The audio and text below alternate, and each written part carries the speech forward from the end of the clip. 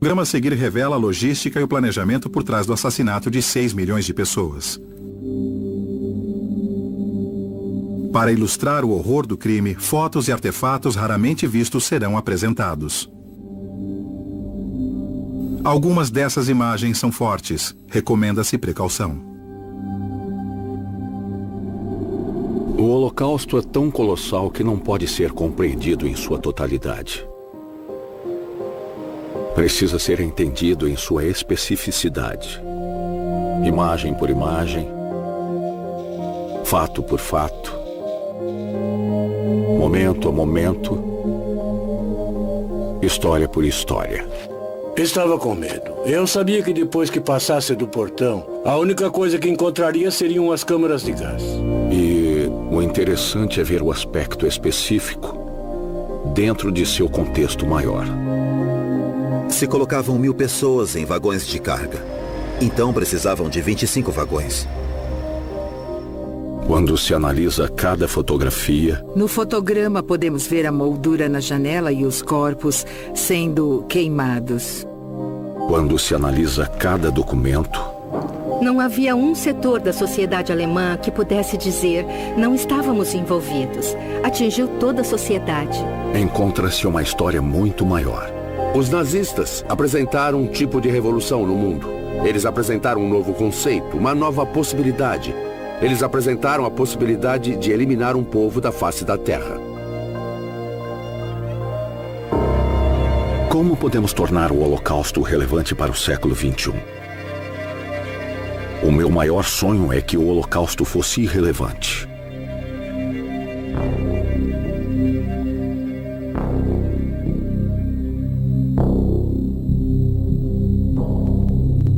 Holocausto, execução do mal.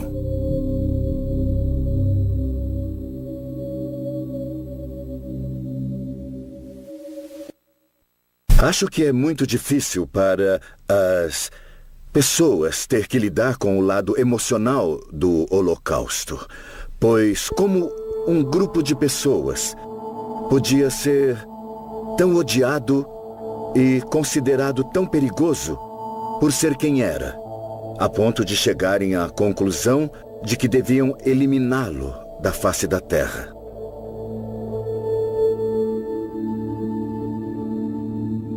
Para entender o Holocausto, temos que entender 6 palavras. Definição, expropriação, concentração, Einsatzgruppen, deportação, campos de extermínio.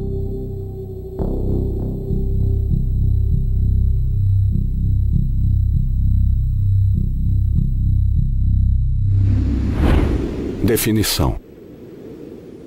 Costumamos definir os judeus por sua identidade pelas tradições que praticam e pelas crenças que incorporam às suas vidas. Os alemães definiram os judeus pela religião de seus avós. Quando o regime chegou ao poder em janeiro de 1933, a parte mais radical e agressiva do movimento nazista, a parte mais extremista, queria eliminar os judeus de uma hora para outra. Alemães, livrem-se da dominação judaica! Alemães, livrem-se da dominação judaica! Então os alemães começaram a criar leis contra os judeus. Judeus não são bem-vindos. Logo, os judeus foram expulsos não apenas do serviço público, mas também de áreas da sociedade em que havia muitos judeus, como educação, universidades, professores, advogados, médicos. Os judeus se tornaram desnecessários. Leis de proteção do sangue de Nuremberg. No auge desse período inicial de legislação, surgiram as leis de Nuremberg para determinar oficialmente a cidadania na Alemanha, quem era e quem não era cidadão alemão. Mas foram oferecidas apenas as definições para não-cidadãos, e as únicas pessoas definidas como não-cidadãos da Alemanha eram os judeus. Nome dos passageiros. Eles foram obrigados a adicionar Israel como nome do meio para homens e Sara para mulheres a partir de 1938. O Cogumelo Venenoso. Livro infantil antissemita publicado em 1938.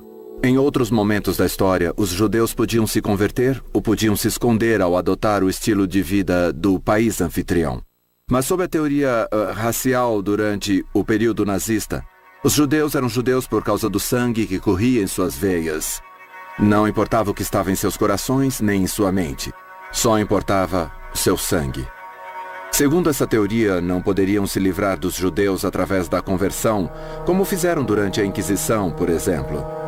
Só havia uma forma de acabar com os judeus, e era matando-os. Há uma trilha gigante que nos leva direto aos livros infantis nas escolas, aos filmes populares e a vários tipos de coisas que os nazistas fizeram que nem sempre estavam diretamente relacionadas aos judeus, mas que faziam parte de uma visão abrangente de mundo, em que os judeus não tinham lugar e chegavam, inclusive, a ser anti-humanos, anti-alemães, anti-arianos. Eles desempenhavam um papel negativo, portanto, tinham um lugar. E nesse lugar, finalmente, eles deixavam de existir.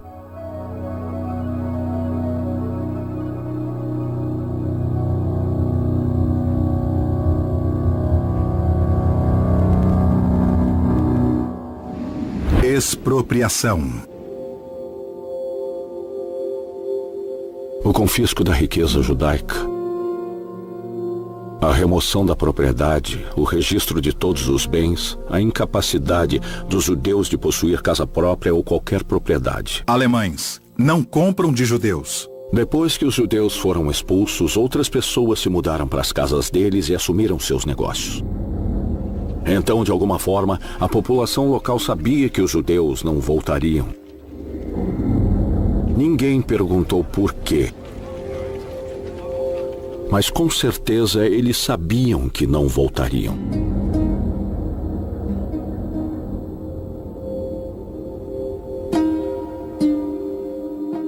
Um dos artefatos alemães mais marcantes para mim no nosso museu histórico é um jogo chamado Judenhaus, ou Fora Judeus.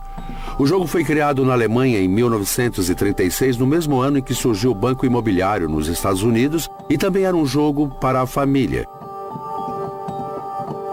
Na caixa dizia que era para pessoas com idades entre 8 e 99, assim várias gerações da mesma família podiam se sentar à mesa e jogar.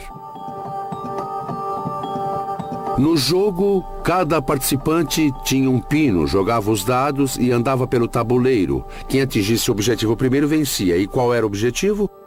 O objetivo era expulsar o máximo de judeus de seu país.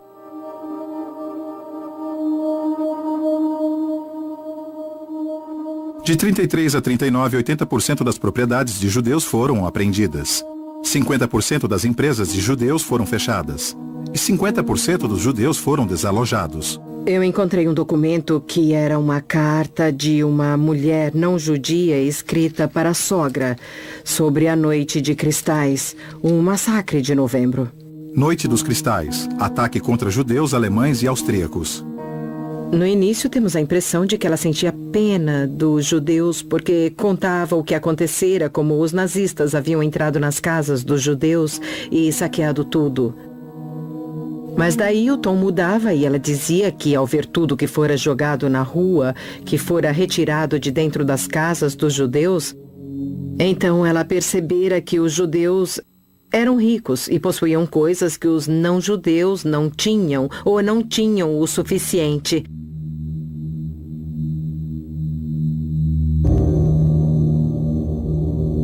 Ela também dizia que os judeus tinham que deixar o local, mas não sabia para onde iriam. Talvez para um campo de concentração, até que uma solução definitiva fosse encontrada. 1º de setembro de 1939, invasão da Polônia. E enquanto isso, na Polônia, as autoridades da ocupação civil têm um grande problema, a questão judaica. Durante anos, a subhumanidade judaica oriental tem entregado a Europa Ocidental ao crime internacional. Quando a guerra começou em setembro de 1939, não restavam muitos judeus na Alemanha.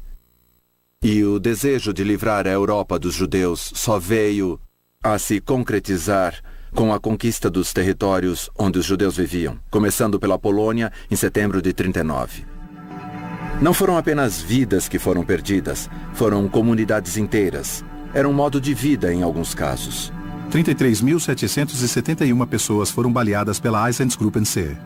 O Holocausto foi inimaginável e envolveu o uso de todo o conhecimento e entendimento existente no século XX com o objetivo de definir, expropriar, concentrar e, por fim, assassinar, aniquilar e destruir, além de tomar posse dos bens e propriedades de todo um povo. E até um homem tão importante e cheio de contatos como Allen Dulles, que na época era diretor da OSS e posteriormente tornou-se chefe da CIA, quando Allen Dulles foi informado, ele respondeu de forma bem interessante. Ah, então é verdade. Ele tinha todos os detalhes. Todas as informações que passavam pela agência de inteligência do governo americano, mas não podia imaginar que aquilo estava mesmo acontecendo.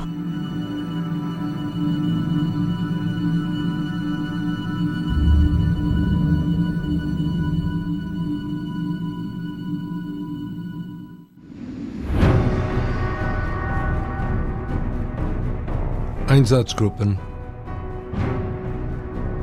mobile killing units. The fact that this photographer who knew what was happening to these people, knew what was going to happen to them, calmly recorded their last moments, says something about, I believe, the nature of these operations.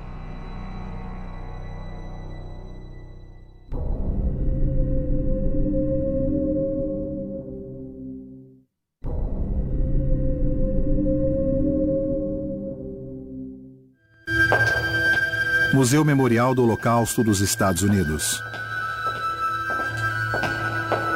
Laboratório de Conservação.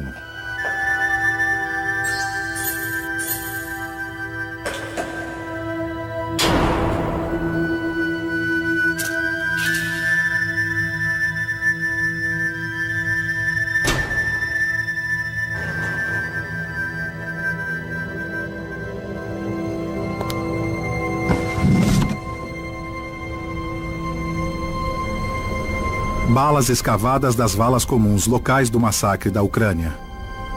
Temos fotografias da libertação, uniformes, todo tipo de objeto em nossa coleção. Mas acho que as balas são os únicos itens que temos que realmente tiveram um papel de atuação. São objetos que realmente mataram alguém. Mataram 15.000 pessoas.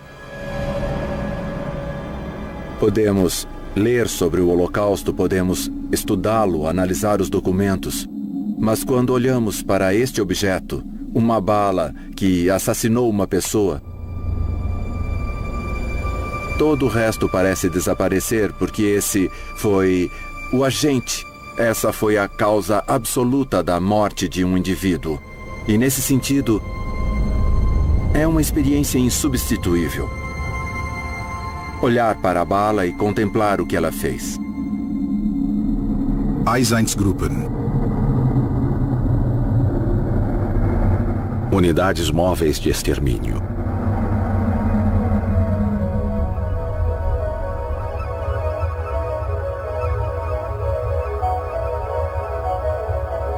Eram homens que destruíam desenfreadamente aldeias, cidades, comunidades inteiras, pessoa por pessoa, de cidade em cidade, bala por bala, dia após dia.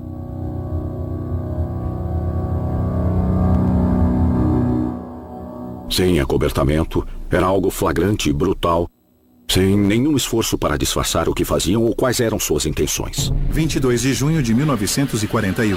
Operação Barbarossa. Os alemães invadem a União Soviética. Em junho de 1941, os alemães invadiram a União Soviética. E no final daquele verão, já havia ocorrido um assassinato em massa. Em grande escala, com um fuzilamento individual, em que morreu uma enorme quantidade de pessoas.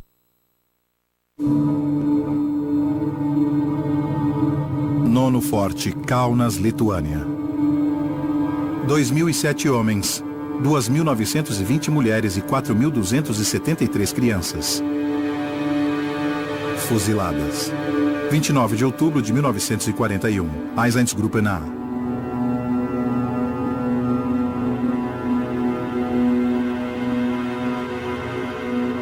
As Einsatzgruppen eram basicamente agentes da polícia alemã. E, no início do verão de 1941, começaram a matar os homens nas aldeias e cidades. As operações continuaram ao longo do verão de 1941 e perto do fim do verão, a natureza das vítimas mudou. Não matavam apenas os homens, também matavam suas esposas, mães, irmãs e filhos.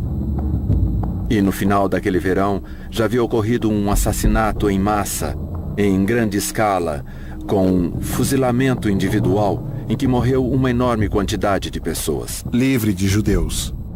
Os alemães começaram a utilizar métodos de matança que eram bastante apropriados para o transporte geográfico e para o contexto das relações públicas das áreas em que operavam. Quando era mais eficiente, atirar nos judeus no lugar em que se encontravam,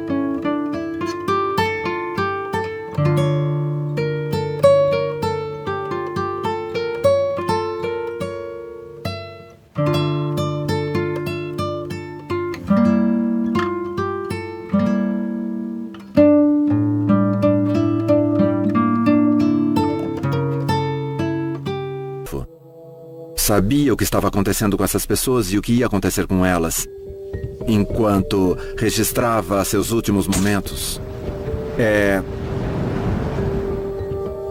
Na minha opinião, algo horripilante. Nem sei descrever.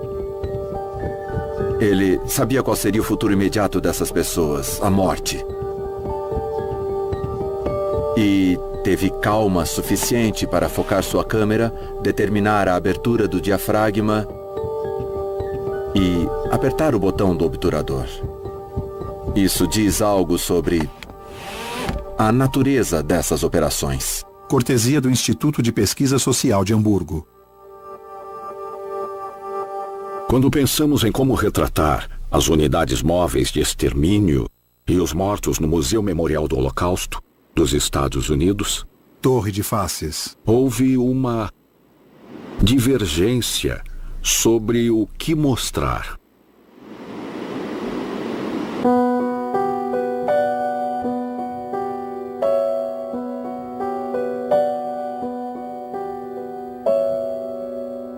Se tivéssemos mostrado pilhas de cadáveres e valas comuns, as pessoas entenderiam que alguma coisa terrível tinha acontecido, mas não compreenderiam a natureza do crime.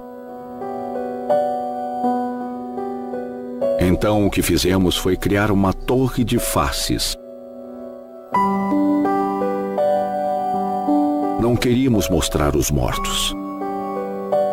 Queríamos mostrar os vivos e deixar que imaginassem o que era e que já não existia mais. Os judeus da cidade de Eixiskes, na Lituânia, foram mortos no 3º dia do Ano Novo Judaico. Eles haviam se reunido na sinagoga para o Rosh Hashanah, o Ano Novo Judaico, e foram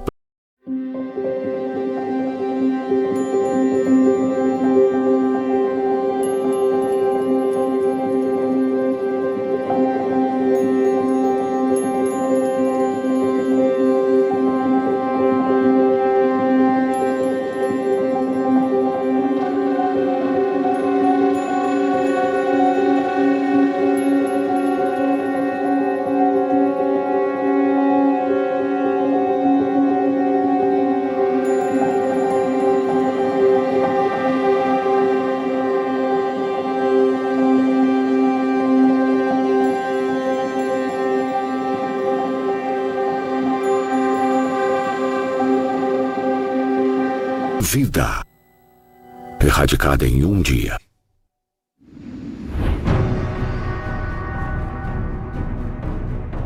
Concentration. There is a whole complete album of 92 photos which the SS took for the reason of wanting to show how fantastic the system of a concentration camp can function.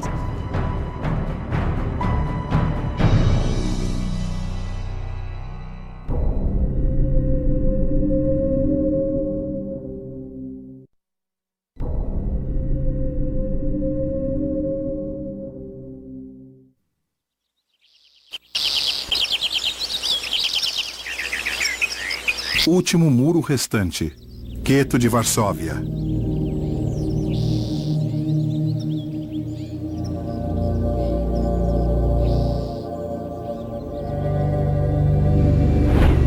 Concentração. Primeiro, vamos pensar em concentração não como campos de concentração, mas como reservas que foram criadas para conter os judeus, para contê-los por um tempo. Gueto de Varsóvia. Então, embora todas as vítimas no fim tivessem o mesmo destino nos campos de extermínio, elas chegavam de diversas formas e em diferentes condições. Na Polônia, o processo de guetização durou do fim de 1939 e início de 1940 até 1942. Então, em 1943, quando os judeus chegaram aos campos, já estavam magros e sem recursos materiais. Aqui na Varsóvia, por exemplo, havia um gueto que ocupava 2,4% das terras da cidade de Varsóvia, mas continha 1/3 de sua população. Às vezes, chegava a abrigar até 500 mil pessoas e era algo que os soldados alemães tinham curiosidade de conhecer.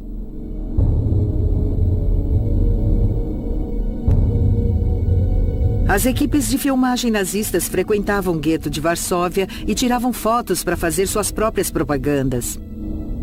Eram equipes que vinham e filmavam tanto a pobreza como a riqueza do gueto. Então eram conhecidas por filmar judeus na rua que pareciam bem vestidos e os levavam para restaurantes que mostravam muita abundância de comida e bebida. E faziam os judeus se sentarem e parecerem felizes e contentes por comer e beber. Mas também mostravam os judeus mais pobres do gueto nas acomodações em que viviam. Mostravam a pobreza extrema, as pessoas mortas na sarjeta, às vezes até despidas. Era o que filmavam.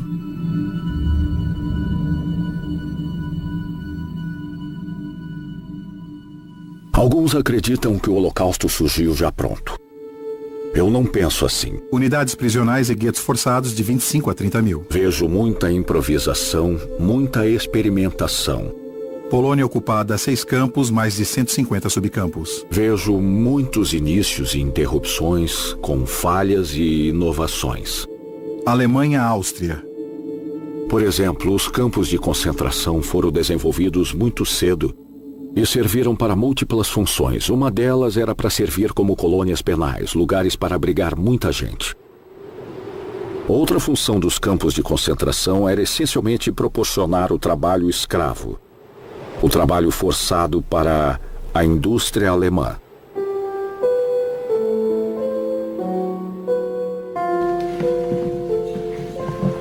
Arquivo do campo de Ravensbrück.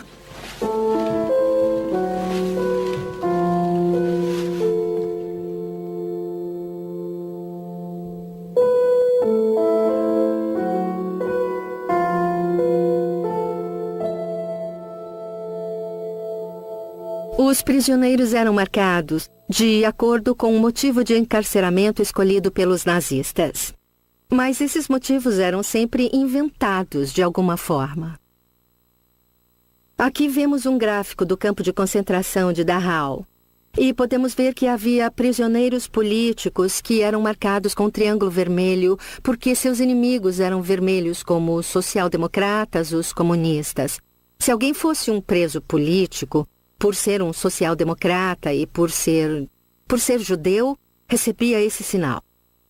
E o mais sarcástico é que esses sinais para os judeus foram combinados com as marcas de triângulo amarelo ou com um triângulo de outra cor, e juntos eles formavam uma estrela de Davi.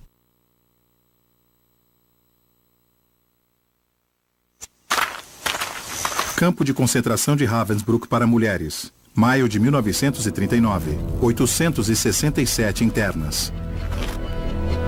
Janeiro de 1945, 45 mil internas.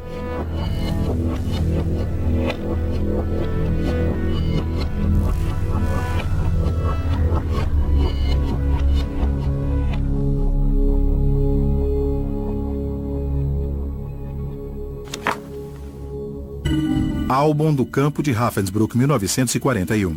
Existe um álbum completo com mais ou menos 92 fotos que a SS criou para mostrar ao mundo como era fantástico o sistema que utilizavam nos campos de concentração.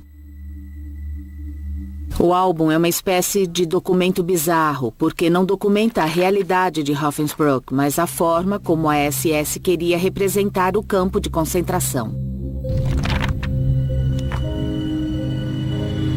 Eu achava e continuo achando surpreendente como a função dos guardas da SS mudou com o tempo.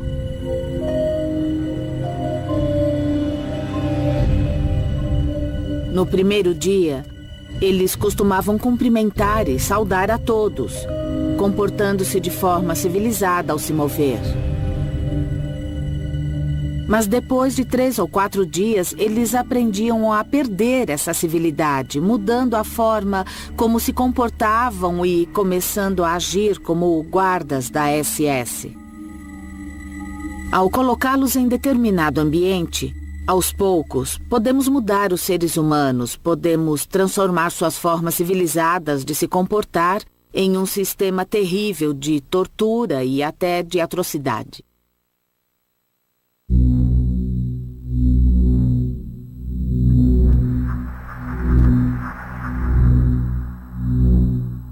Imon Gut, comandante da SS. Campo de trabalho forçado de Platzow.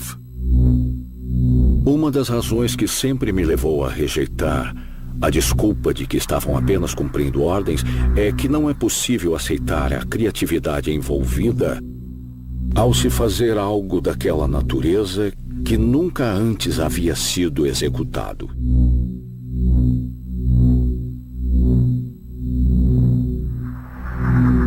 Gut descansando na varanda da vila com vista para o campo. Os nazistas criaram um vocabulário próprio para muitas coisas. Em vez de dizer assassinato, diziam tratamento especial, realocação ou cuidados especiais. Quando ouço tratamento especial, penso em remessas postais, mas eles pensavam em matar 1000 judeus. Reassentamento, realocação, além do rio, além das montanhas. Termos como esses eram usados, mas por trás deles ocorria o genocídio do povo judeu.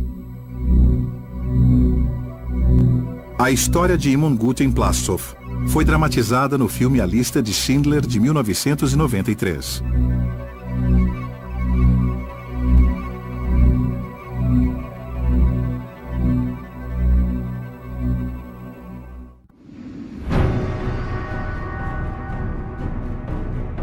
Deportation. One of the true horrors of the Holocaust is the managerial skill that was applied to this project to eliminate the Jews of Europe.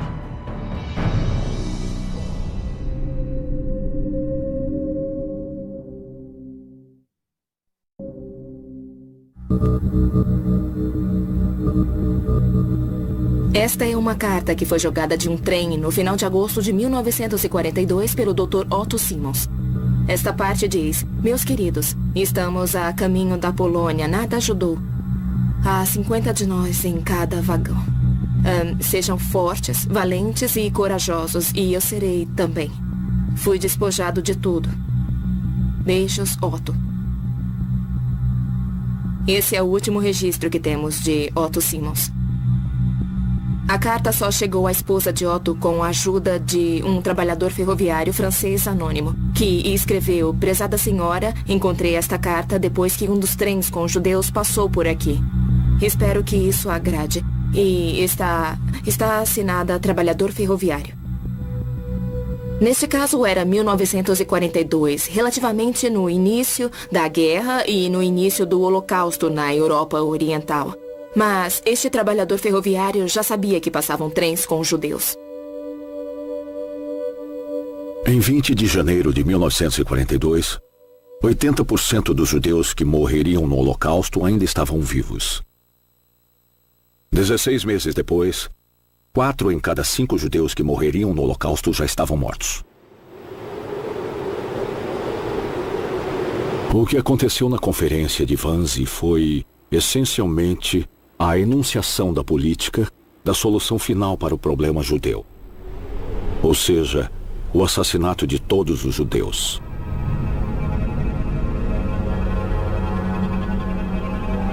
A SS montou esta casa em 1940 como uma casa para hóspedes e para conferências. Todos já sabiam que um assassinato em massa estava ocorrendo na Europa Oriental. Nenhum detalhe real foi discutido aqui na conferência de Wannsee. Houve apenas informações gerais sobre a decisão que fora tomada de matar todos os judeus europeus. Isso também mostra que toda a sociedade alemã se envolveu. Bem, a concorrência de Wannsee e, claro, o lugar onde ocorreu se tornou um símbolo, um ícone do assassinato premeditado e planejado dos judeus europeus. Assim, de diversas formas, a conferência é o símbolo de como os assassinos executivos agiram. Pessoas que não tinham nenhuma ligação com os presos executaram seu trabalho. O que houve foi que a organização do Holocausto começara. Eram as diretrizes para as deportações da Alemanha para a frente leste. Como deportar os judeus, o que fazer antes, como embarcá-los nos trens, tudo isso. O envolvimento de toda a administração, de bancos e de transportes. Então, não havia um setor da sociedade alemã que pudesse dizer: não estávamos envolvidos na deportação ou no Holocausto. Aqui vemos que atingiu toda a sociedade. Houve um envolvimento no Holocausto e no roubo dos deportados.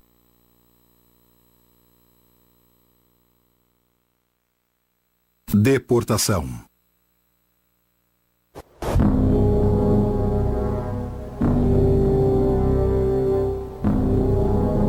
Os trens se tornaram um símbolo do Holocausto de forma tão dramática quanto os campos de extermínio.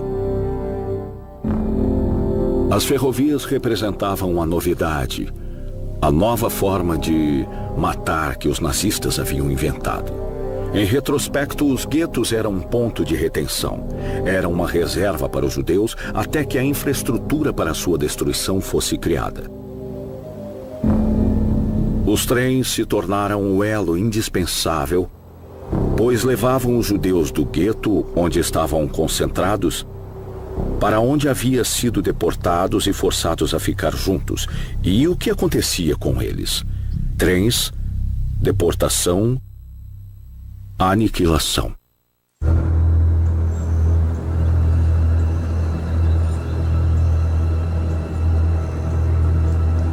Não é por acaso que Auschwitz tinha aquela localização, ficava na principal via ferroviária entre a Cracóvia e Viena e, sem essa infraestrutura, nunca teriam escolhido Auschwitz como local para uma grande instalação.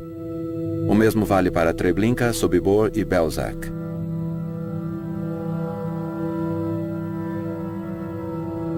Não tinham uma atribuição específica para um determinado tipo de locomotiva. Usavam principalmente locomotivas de carga, que chegavam a uma velocidade máxima de 80 km por hora. Mas quando um trem chegava com 50 ou 60 vagões, utilizavam um método de dividir o trem em grupos, de 10 a 15 vagões, para controlar o número de pessoas que desembarcaria quando fossem para o campo de concentração. Em um dia, eram transportadas de 8 a 10 mil pessoas. Então, a velocidade média era de 20 ou 25 km por hora.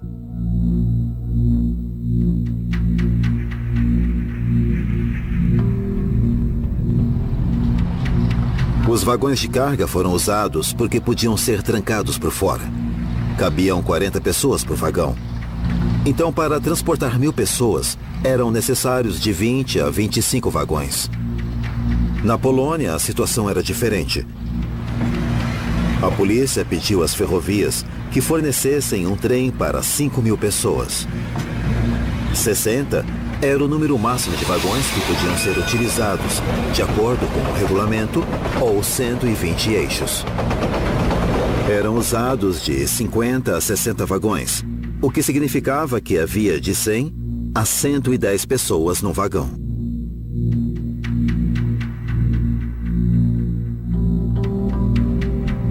Os trens de deportação da Europa Ocidental e da Alemanha costumavam ser acompanhados por um destacamento de 12 a 15 policiais e um oficial. Aos sábados, até a SS só trabalhava meio período na época.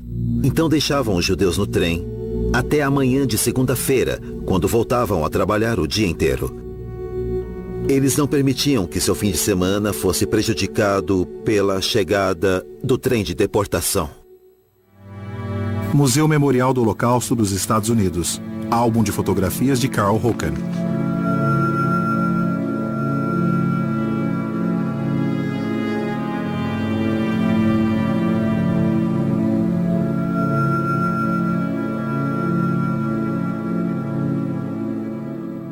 Um dos verdadeiros horrores do Holocausto é a energia mental e a logística e também a destreza na implantação e na utilização de recursos escassos para obter o melhor resultado possível.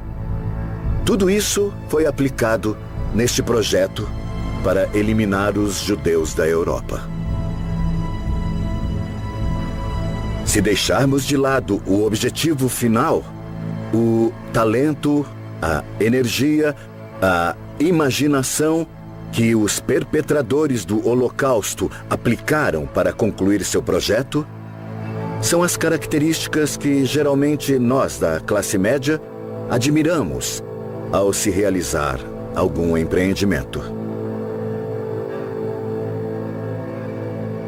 Mark Twain disse uma vez: existem verdades, mentiras e estatísticas. Mas acho que ele estava enganado, porque as estatísticas revelam verdades essenciais sobre o Holocausto. E às vezes o próprio rigor das estatísticas revela a maior de todas as histórias.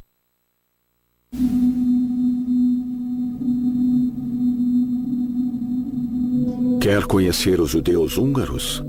437.402 judeus. 147 trens, 54 dias, do dia 15 de maio ao dia 8 de julho. Quer entender a deportação do gueto de Varsóvia? De 23 de julho a 21 de setembro. Novamente, 61 dias, 265 mil judeus enviados para Treblinka. Quer entender como os judeus de Belzec morreram? Um grupo de 104 judeus, 14 deles alemães, apenas 2 sobreviventes conhecidos. As estatísticas contam uma verdade brutal, dolorosa, específica e inevitável.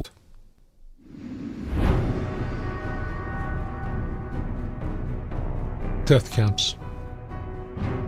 It was the amazing moment for us when we see in the sand the shower head, the symbol of the Holocaust.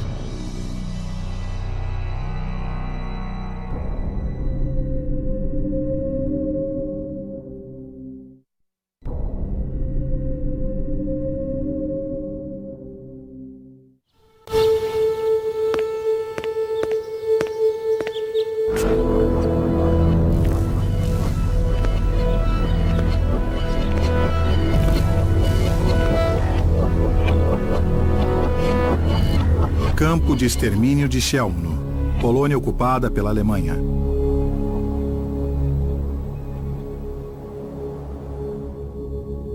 Campos de extermínio. Campos de extermínio.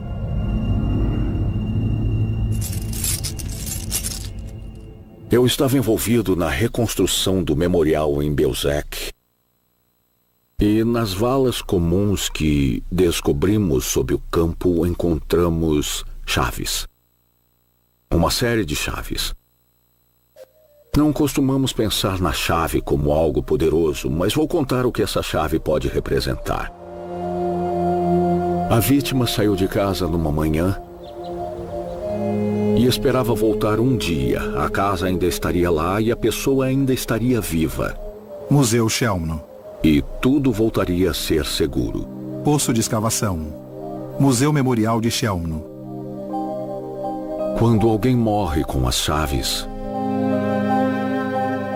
e é enterrado com elas, entendemos que essa pessoa nunca imaginou o que o destino lhe reservava. Artefatos de escavação.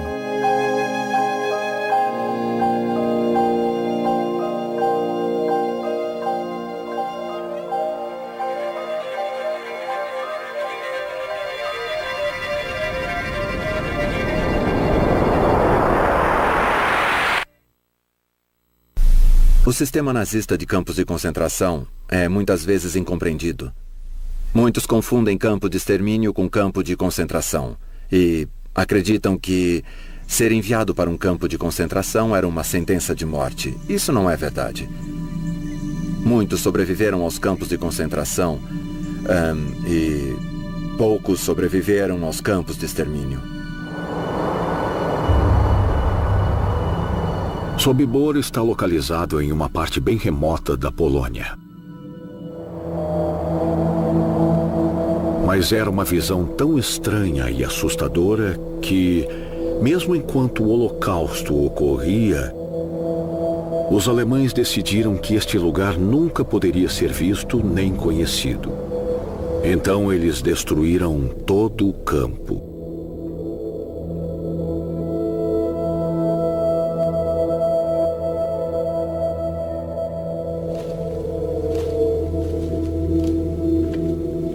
Sobibor, Polônia. Perímetro do campo. 1, 2, 3, 4, 5, 6. Talvez 7 aqui. Isso, 7, certo.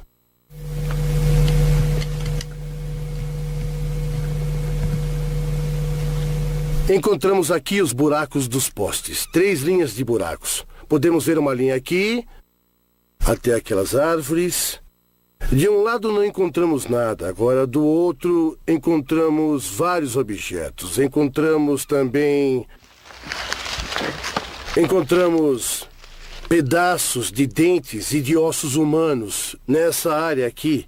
E isso é muito importante para nós porque saberemos o que foi que aconteceu aqui. E esse é o nosso objetivo.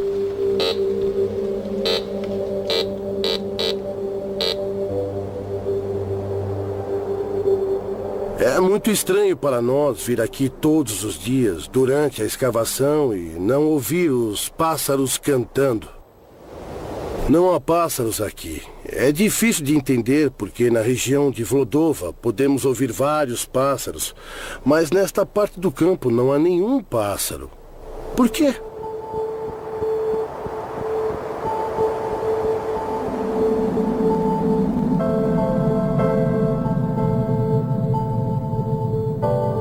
Memorial Sobibor, Sobibor, Polônia.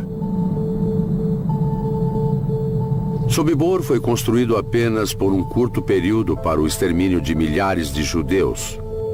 Só isso, foi o palco da morte.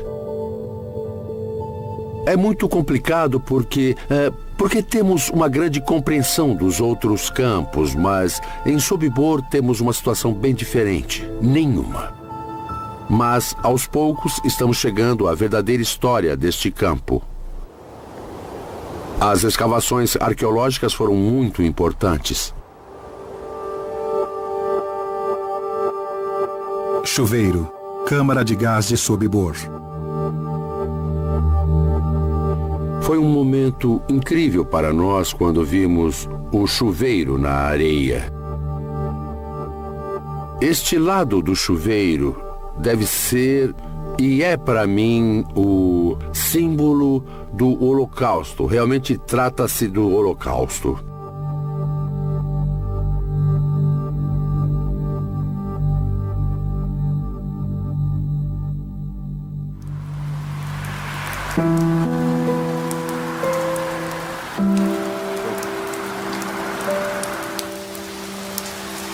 Muitos dizem que o Holocausto nunca aconteceu e que nem tantas pessoas foram mortas. Mas aconteceu. Campo de extermínio de Sobibor, construído em abril de 1942. Destruído pelos alemães julho de 1944. Reconstrução com base nos depoimentos de sobreviventes. Agora vou descrever o processo. Depois que o trem chegava e todos desciam, deixavam a bagagem de lado. Barracas de triagem. Prometiam que a bagagem não seria perdida. Barracas de triagem. Área de despimento. Um alemão, fingindo ser um médico, e usando um avental branco ou às vezes um uniforme branco, fazia um breve discurso. Ele gentilmente pedia desculpas. Mas por razões sanitárias dizia que precisavam tomar uma ducha. Barracas de corte de cabelo. Então pediu que tirassem a roupa e a deixasse de lado para pegá-la depois. E tinham que andar por um corredor até o chuveiro. As pessoas não sabiam o que era. Às vezes se animavam, pois os alemães eram tão gentis. E entravam direto no beco, indo para a câmara de gás que chamamos de Himmelfahrtstraße, o caminho para o céu.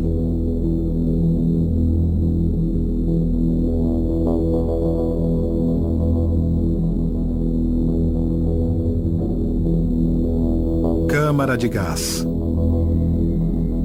Talvez 1 ou 2 minutos depois que começaram a soltar o gás, depois que acionaram o motor, eu ouvi um grito bem alto. Mas depois diminuiu.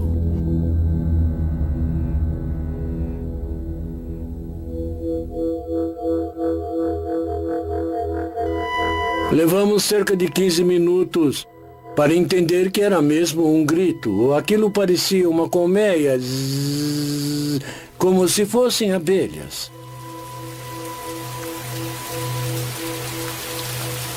Então ficava tudo em silêncio.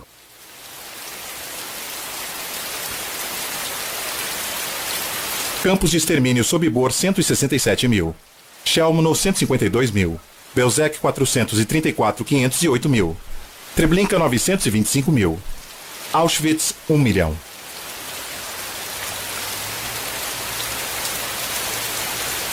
Total de mortos 2.857.000 a 3.139.000 pessoas.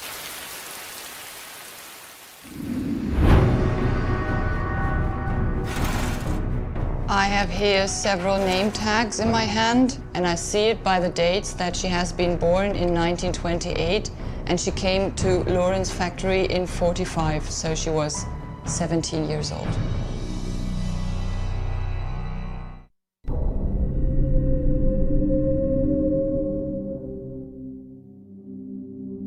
O programa a seguir revela a logística e o planejamento por trás do assassinato de 6 milhões de pessoas.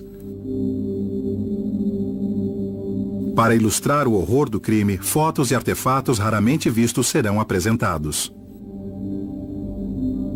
Algumas dessas imagens são fortes. Recomenda-se precaução.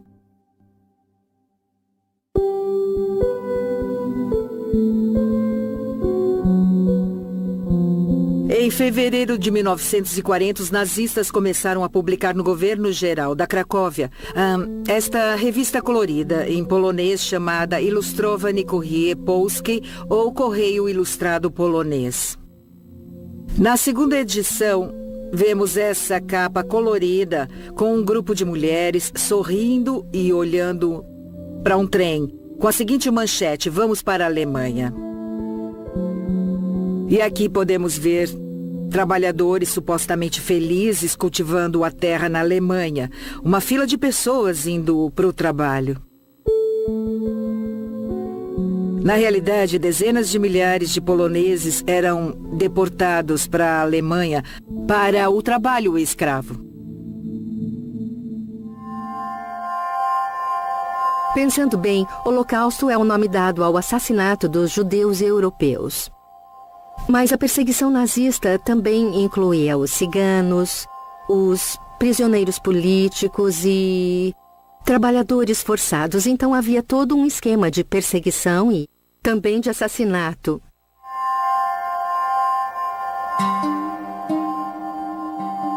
A noção de trabalho forçado e o Holocausto, eles se relacionam, eles interagem de alguma forma. Mas também são diferentes, são distintos de outra forma. Máquinas de gravar placas de endereços. O Holocausto é a perseguição e a aniquilação de judeus europeus patrocinada pelo Estado. A definição não inclui vítimas não judias. Dito isso, em 1945 havia nada menos que 8 milhões de trabalhadores estrangeiros, a maioria trabalhadores forçados. Isso atuando dentro das fronteiras alemãs. Estamos aqui no Berlin Underworld Association, um dos abrigos do período da Segunda Guerra Mundial. O que estamos vendo é um antigo armário de adrema, que eram as máquinas de gravar placas de endereços.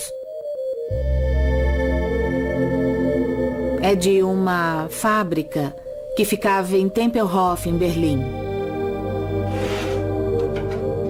Muitos anos após a guerra, encontramos este armário com várias gavetas cheias de cartões feitos de alumínio. Por isso ainda podiam ser lidos no ano 2000. Havia 12.000 cartões, 12.000 nomes. 12.000 cartões no total e 4.700 trabalhadores escravos. Em cada cartão estava escrito o nome do trabalhador e de onde ela ou ele vinha. Tenho vários cartões de identificação na minha mão. Em cada um deles há uma pessoa registrada. Aqui, por exemplo, temos Alicia Kulesza. Ela era da Polônia. Pelas datas, vejo que ela nasceu em 1928 e veio para a fábrica de Lorentz em 1945. Então, ela tinha 17 anos.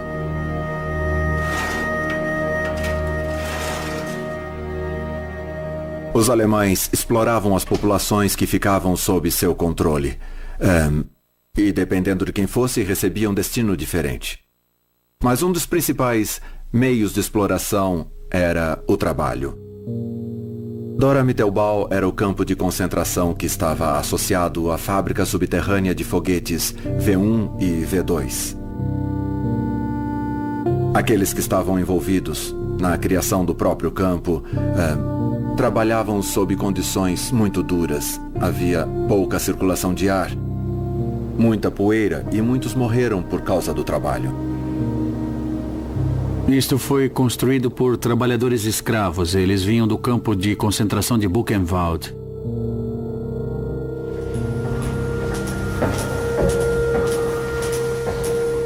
A área onde estamos fica sob uma montanha. Era totalmente segura contra as bombas dos americanos ou britânicos. As entradas dos túneis principais deste sistema subterrâneo foram explodidas pelos soviéticos em 1948. Hoje podemos ver apenas 3 ou 4% de toda a fábrica subterrânea.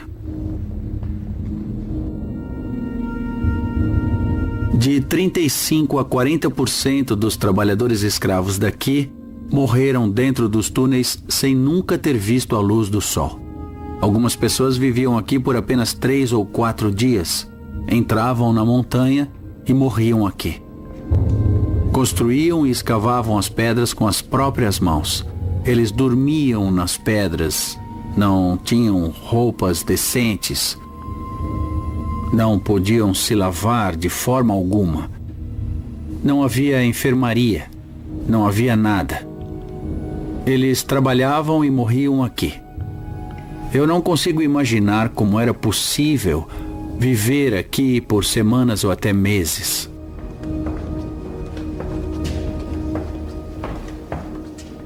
Aqui podemos ver que há água, são 4 metros de profundidade. E acho que sob a água há muitos restos de peças dos foguetes que eram produzidos aqui.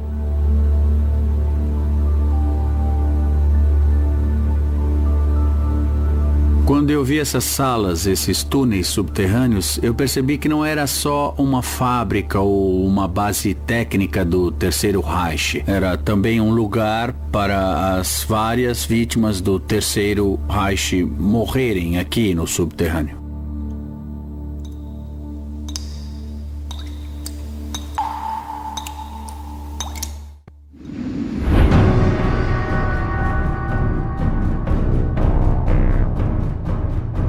The album consists of more than 200 photographs that show people waiting, sitting on the ground, waiting to be taken to the gas chambers.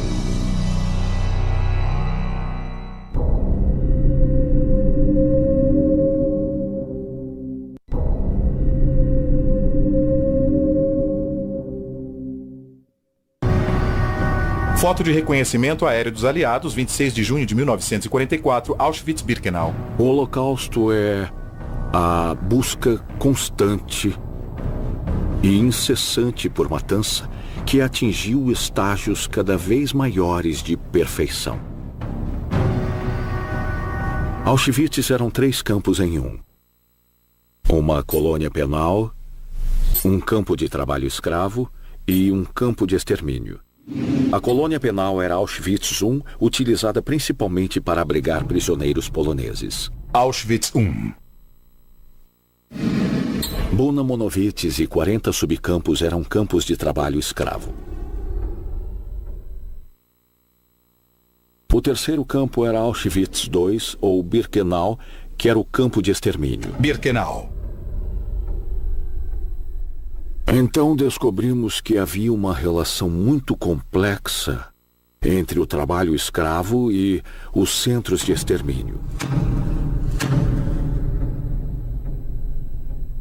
O trabalho escravo drenava toda a força mineral. Então os mandavam para o centro de extermínio, onde morriam. Esta é uma das plantas originais da construção do complexo do campo de Auschwitz-Birkenau. Em outubro de 1941, quando os alemães decidiram que utilizariam esta área para a construção de Birkenau aqui e da IG Farben aqui, eles ampliaram a estrutura e a chamaram de Bauleitung Auschwitz. Depois, designaram vários oficiais da SS com algum tipo de formação em arquitetura ou engenharia. Esses oficiais trabalharam junto com internos, que possuíam algum conhecimento técnico, eram apenas trabalhadores poloneses, não judeus. No final, quem aprovou os mapas e assinou as plantas finais foram os diretores do Departamento de Construção da SS. Ao analisarmos um documento original nazista, quando encontramos uma assinatura verde, normalmente é de alguém importante na hierarquia. Himmler aprovou esta planta aqui em 23 de outubro de 1941.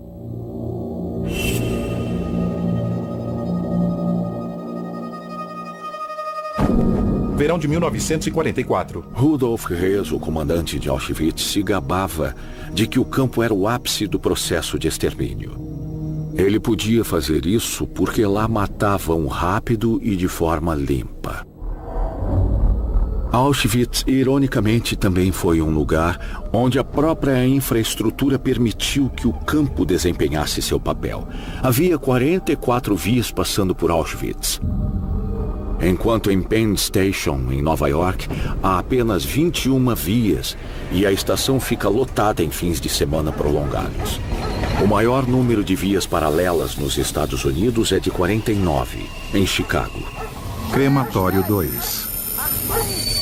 Auschwitz tinha 44, então podiam transportar judeus de todos os cantos da Europa e enviá-los para Auschwitz. Em Auschwitz ainda podemos ver como as linhas de trem e as câmaras de gás eram interligadas e ficavam a 50 metros umas das outras. No início, não tinham uma rampa em Auschwitz.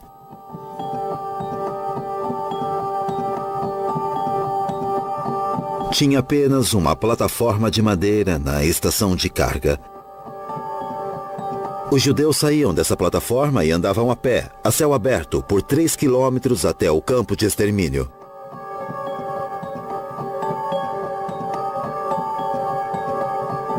Mas a SS e o comandante de Auschwitz achavam que não era um método muito profissional, então construíram esta plataforma, que agora está repleta de memória e história. A rampa que conhecemos, com o portão sobre a via, só entrou em operação no início de 1944. Toda a operação em Auschwitz se tornou o símbolo do Holocausto para muitos. Um dos motivos é que, devido à natureza do campo, havia muitos sobreviventes e suas histórias foram contadas especialmente no Ocidente. Número total de barracas 277. Número de beliches de madeira 36. Internos por barraca 500. Internos por beliche de 5 a 6. Na ex-União Soviética, quando se fala sobre o Holocausto, Auschwitz não é mencionado. Seu holocausto foi o fuzilamento de judeus próximos de suas casas. 4 câmaras de gás. Capacidade diária de processamento 8.000 planejada, 6.000 por dia. Trata-se mais da memória e de como foi construída. Morreram muito menos pessoas em Auschwitz do que as que foram fuziladas pela Einsatzgruppen e seus colaboradores. Contagem de morte em Auschwitz, 1941 a 1945. Prisioneiros de guerra russo, 15.000. Ciganos, 21.000. Poloneses, 70.000 a 74.000. Judeus, 1 milhão.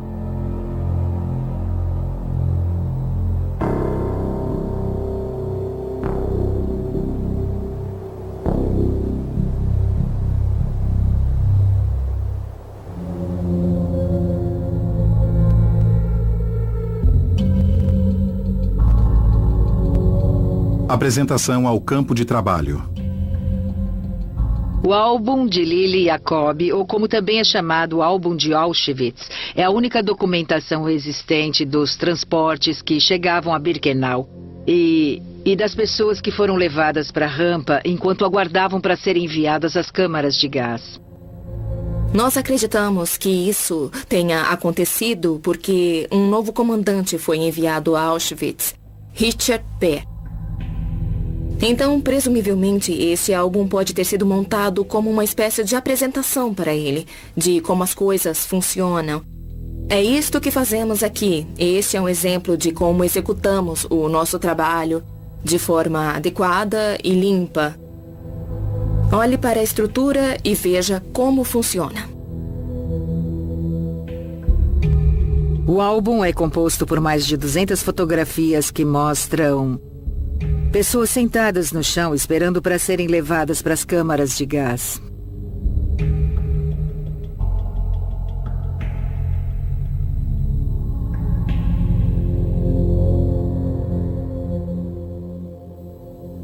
Vemos homens e mulheres sendo selecionados na rampa. Mulheres na chegada. Vemos as pilhas de seus pertences. É óbvio que as fotos foram tiradas por um fotógrafo oficial, porque os diferentes ângulos são do alto de um trem, como se olhasse para baixo, para as multidões reunidas na rampa. Reassentamento de judeus na Hungria. As fotografias foram muito bem impressas, com uma bela caligrafia descrevendo todas as imagens da chegada e da seleção. Não era algo aleatório que foi reunido, mas algo que foi cuidadosamente elaborado. Judeus húngaros a caminho da câmara de gás para serem executados.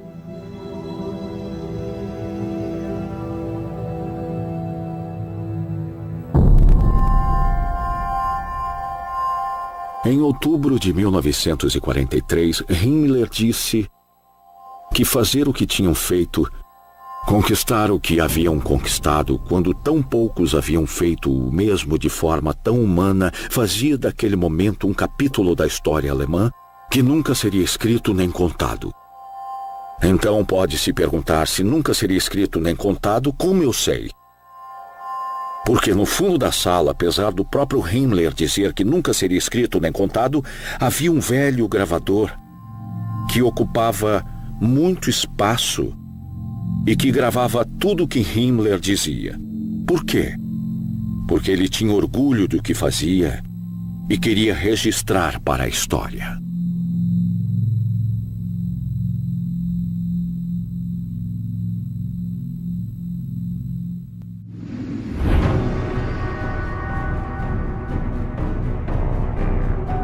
There was an album that was discovered only a few years ago.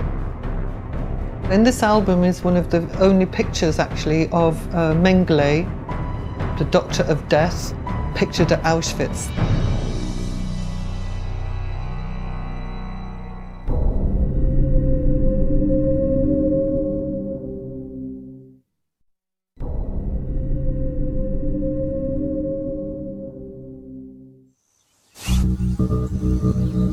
Crematório 4, Campo de Birkenau, 1943.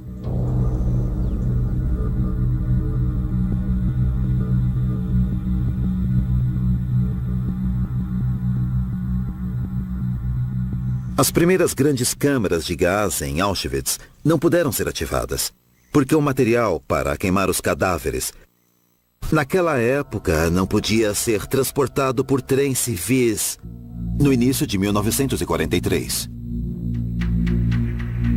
Assim, o equipamento para a combustão ficou parado por 8 semanas em Erfurt, na Alemanha, até ser enviado por navio para Auschwitz. Isso porque as ferrovias estavam com falta de espaço e um crematório não seria eficaz durante a guerra.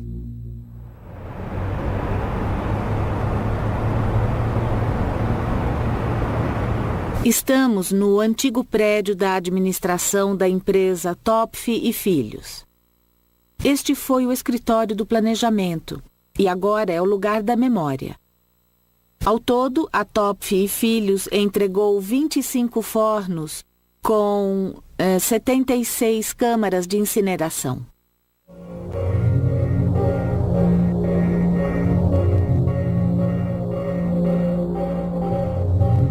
Os engenheiros construíram fornos e desenvolveram técnicas de assassinato em massa que a SS ainda nem havia vislumbrado.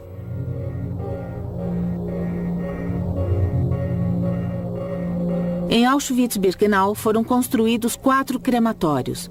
As câmaras de gás ficavam no porão nos crematórios 2 e 3. Para substituir o ar envenenado pelo ar fresco, eles precisavam de um sistema de ventilação. E esses sistemas também foram feitos pela Topf e Filhos.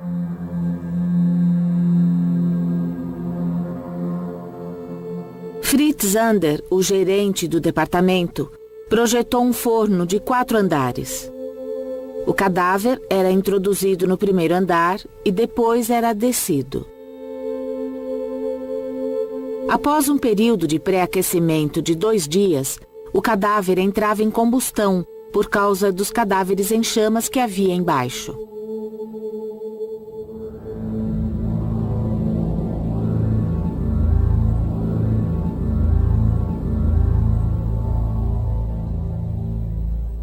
Estamos no antigo escritório de planejamento do local onde Kurt Prüfer trabalhava.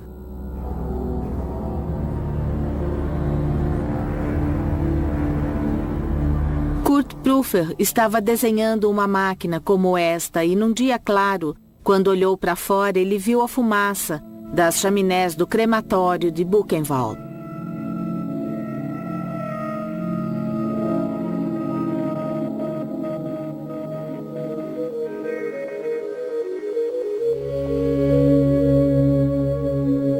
Quando Kurt Prüfer construiu o forno para a SS, ele queria aumentar a sua renda e queria ser reconhecido como um bom engenheiro. Então, para entregar um produto que atendesse às necessidades da SS, ele precisava conhecer as circunstâncias nos campos.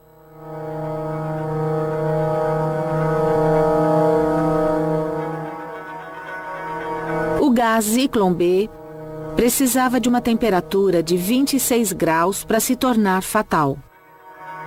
E Kurt Prüfer sabia disso.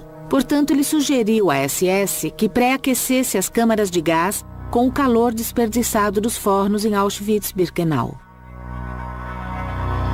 Ele trabalhou no projeto em seu tempo livre em casa. Fornos entregues à SS. 26 fornos com 76 câmaras. Máximo de cadáveres por câmara, 8. Máximo por câmara por dia, 800. Em maio e junho de 1944, o número de pessoas envenenadas a gás e depois queimadas em Birkenau atingiu o limite. Eram mais de 132 mil por mês. Para dar conta da quantidade de cadáveres, fogueiras foram acesas. No outono daquele mesmo ano, Sonderkommando fotografou as fogueiras, Unidade de encarceramento especial, e os corpos sendo queimados. Claro que fizeram isso clandestinamente. Fotografaram da janela de uma barraca próxima a uma fogueira acesa.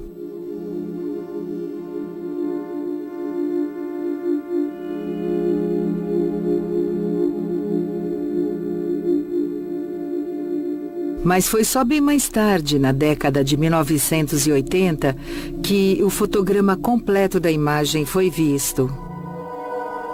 No fotograma podemos ver a moldura da janela e, através da janela, conseguimos ver os corpos sendo queimados.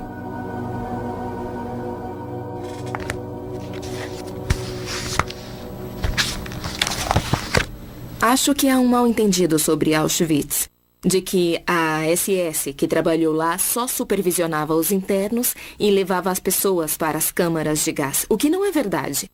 Os oficiais dedicavam seu tempo, seu trabalho, e quando acabava, haviam feiras de livros e jogos da SS.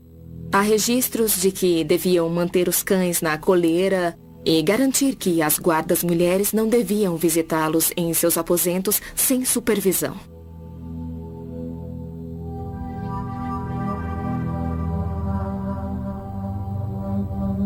Um álbum criado por Karl Hooker foi descoberto poucos anos atrás. Com o comandante-major Bayer, Auschwitz, 21 de junho de 1944. Mas esse álbum não me surpreende muito. As pessoas ficam muito chocadas com as imagens do álbum de Hooker. São fotos de moças que trabalhavam em Auschwitz se divertindo com os oficiais da SS. Uma imagem mostra um grupo de homens importantes da SS cantando enquanto eram acompanhados por um acordeonista. Estavam juntos como em um coral.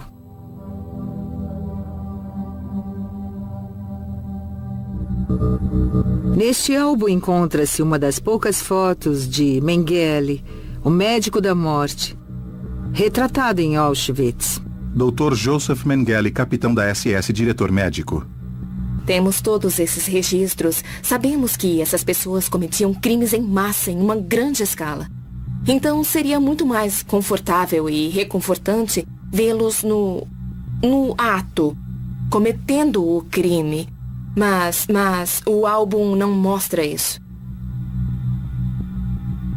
Por que a surpresa? Isso aconteceria se achássemos que os nazistas eram monstros com chifres. Eles tinham os fins de semana de folga e se divertiam. Eles se distraíam. Passeavam com seus animais de estimação. Bebiam, festejavam.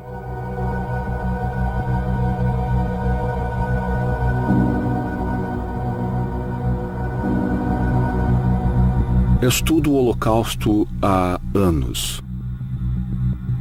No início estava mais interessado nas vítimas. Queria contar sua história e o que acontecera a elas. Com o tempo, vi que não poderia contar a história das vítimas sem contar a história dos assassinos. E fiquei fascinado, não pela falta de humanidade dos assassinos, mas pela humanidade deles. Se todos os assassinos fossem sádicos e demônios malignos, o mundo estaria mais protegido das implicações do Holocausto, porque não diria que homens comuns, dadas as circunstâncias extraordinárias, podiam se tornar assassinos sistemáticos. Para entender que eles tinham algo de Auschwitz, uma parte de si que era uma máquina de assassinar e um lado que podia flertar com as moças, trocar ideias com os colegas, se divertir e relaxar. Isso representa um desafio humano para nós, porque significa que homens e mulheres comuns são capazes de cometer os atos extraordinários, terríveis e cruéis, de fazer coisas horríveis.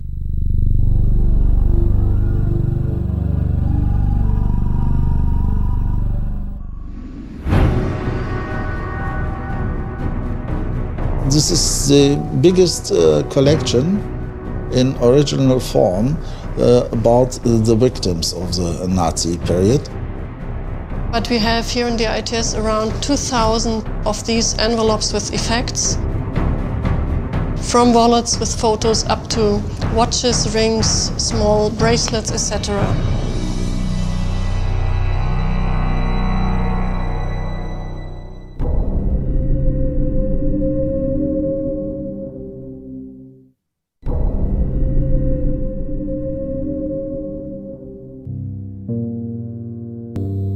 Campo de concentração Buchenwald após a libertação.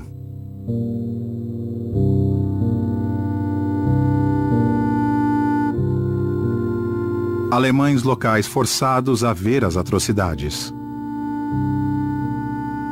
– 15 de abril de 1945. Muitos alemães que tinham acesso à informação e sabiam sobre os campos de concentração ficaram chocados com a enormidade, com a grandiosidade, com o horror que presenciaram. Não estavam apenas vendo, mas estavam sentindo o cheiro e também ouvindo o que fora feito em seu nome para representá-los.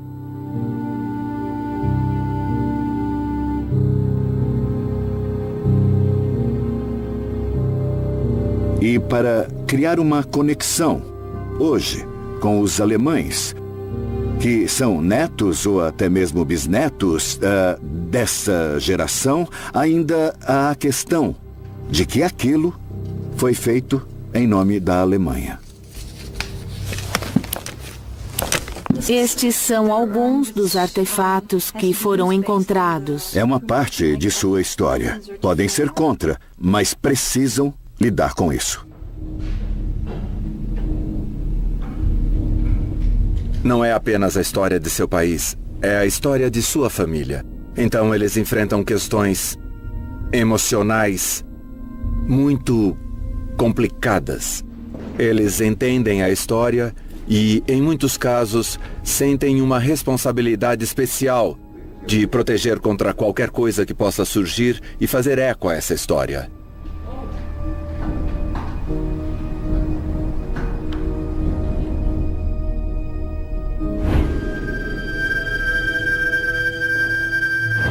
Arquivo. Serviço Internacional de Rastreamento Bad Arolsen, Alemanha.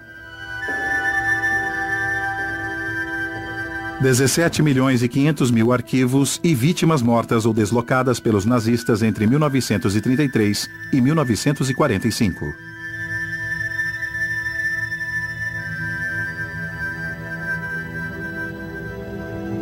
Esta é a maior coleção original sobre as vítimas do período nazista. Nos campos de concentração como Dachau, Buchenwald, Bergen-Belsen e outros, tudo foi escrito pelos nazistas. As vítimas perderam seus nomes e se tornaram números. Hoje, a maioria das pessoas que escreve para nós são da segunda ou terceira geração e dizem: eu quero saber o que aconteceu com o meu avô. Por isso precisamos da documentação.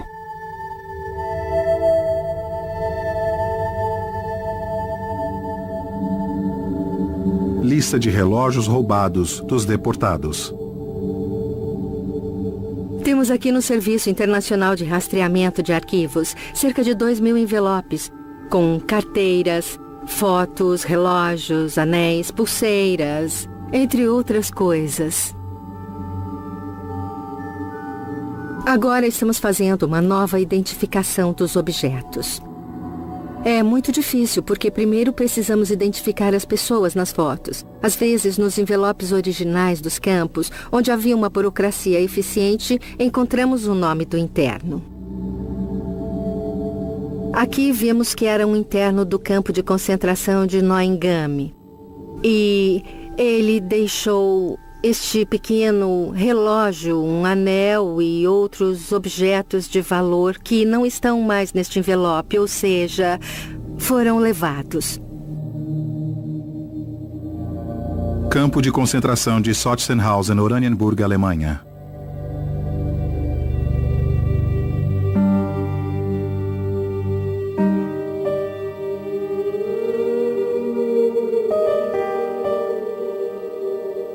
Quero falar profundamente sobre como fiquei face a face pela primeira vez com a presença da ausência. O meu pai morreu em 1990. Eu sou um judeu religioso, então observamos o período de luto e ficamos em casa recebendo as visitas durante 7 dias, o que chamamos de Shiva.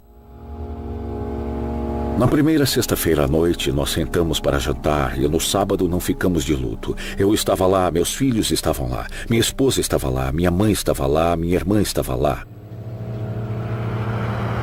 E a cadeira do meu pai estava vazia. Nós literalmente não pudemos comer até que minha mãe me mandou sentar na cadeira do meu pai. Porque a ausência do meu pai era maior do que qualquer outra presença.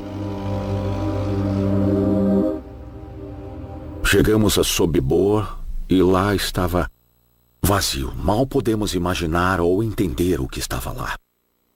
Sobibor, presente. Mas essa ausência tem uma presença forte. E os fantasmas estão lá, as imagens estão lá, as almas estão lá. O mal está lá. Estação de trem. A magnitude do que aconteceu está lá, mesmo que seja invisível.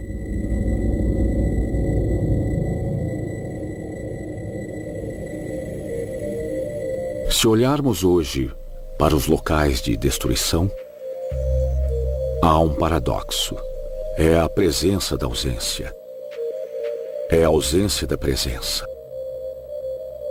Vemos algo, e o que vemos também é o que não está lá.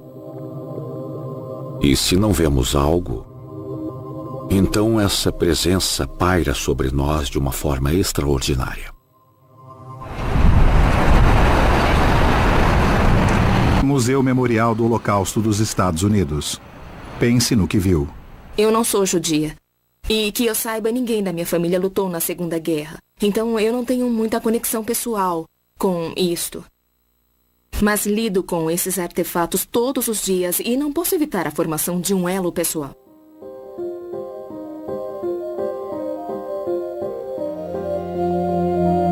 Os números são grandes demais para entender. 6 milhões, 11 milhões, é demais para entender. Anéis de vítimas não identificadas, massacre de Busque, Ucrânia, verão de 1941. Um artefato que alguém usou, um item que era de alguém, algo que alguém escreveu, cria uma empatia.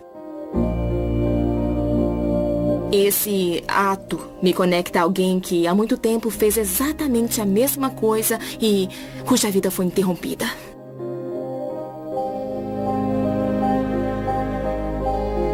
Acho que os números não provocam tanta emoção. E como o Holocausto é o crime mais bem documentado da história, eu estou convencida de que a verdade está ali. Talvez eu nunca saiba por quê, mas há algo ali que vai me ajudar a impedir que isso aconteça de novo. Tem que haver.